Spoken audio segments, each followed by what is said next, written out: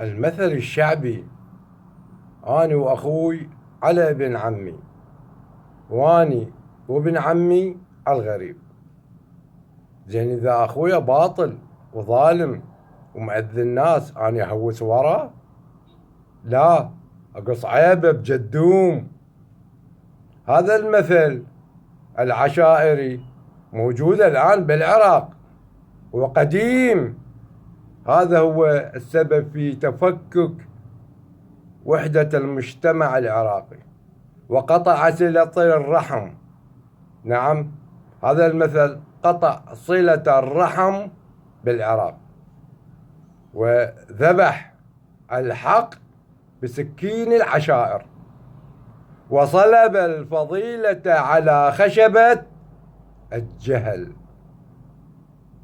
قول الحق واجب إنساني وأخلاقي، والحق الله.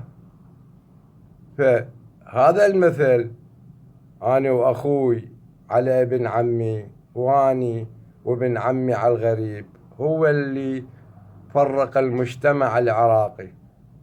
ولا توجد صلة رحم ولا رحمة ولا إنسانية، لأنه يحارب الله. هذا المثل يحارب الله ويحارب الإنسان ويحارب الحق، ولهذا غضب الله على العراق وسلط عليه القتل والمحتل.